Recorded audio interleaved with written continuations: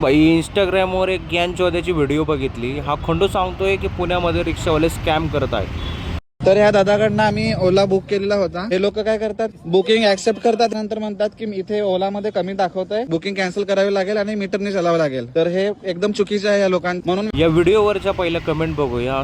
स्वप्नी मोकाळ भाड्या बोलतोय की अरे मग रिक्षावाल्यांनी ओला उबेर वापरू नये, बुकिंग ॲपवरून घ्यायची आणि वसुली मीटरप्रमाणे. बर. प्रशांत भोसले अशांतीमध्ये भरपूर बोलला आहे. ह्यात त्यांनी लिहिलं आहे की रिक्षावाले माजले आहेत.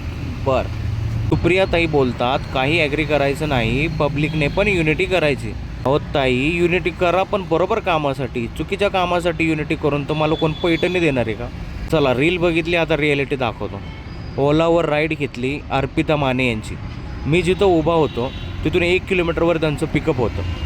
या पिकअपचे आम्हाला काही पैसे मिळत नाहीत. सकाळी 1 तास CNGच्या लाईनमध्ये उभं राहावं लागतं.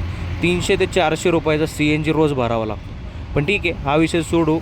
पिकअपवर आलो तर पॅसेंजर तिथं अवेलेबल नसतात. त्यांना ॲपवर दिसतं आहे रिक्षा कुठे, आणि त्यात ते स्वतःचं एक लोकेशन सिलेक्ट करतात, पिकअप लोकेशन, तरी ते त्यावर अवेलेबल नसतं. लोकेशनवर जाऊन मी मीटर टाकला, पॅसेंजर पुढं जाऊन थांबले होते.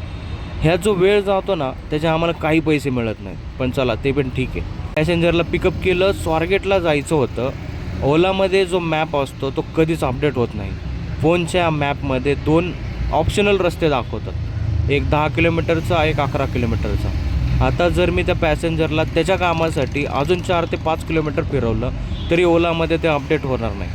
पॅसेंजर जास्त फिरूनसुद्धा आम्ही ॲपमध्ये जेवढं दिसतं आहे तेवढंच पेमेंट करणार असं बोलतात. काय ह्यांच्यात काय लोक मूर्ख असतात का येड झवे तेच कळत नाही. असो, पॅसेंजर 11 किलोमीटरच्या रोडने घ्या बोलले, त्यात ट्रॅफिक लागतं आहे, सिग्नल लागतं आहे, त्यात खूप गोष्टी ऐकून घ्याव्या लागतात. हळू घ्या, थोडं लवकर घ्या, खड्डे बघा. अरे आम्हाला खड्ड्यामधून घ्यायची का हौस आहे का?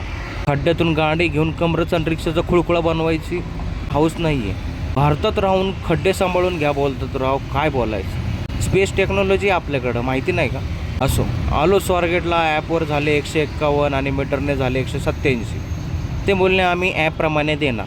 पहिलं प्रेमाने समजून सांगितलं, त्यांना समजलं नाही. नंतर थोडा वाद घातला, मग मीटरप्रमाणे जेवढे पैसे तेवढे त्यांनी दिले.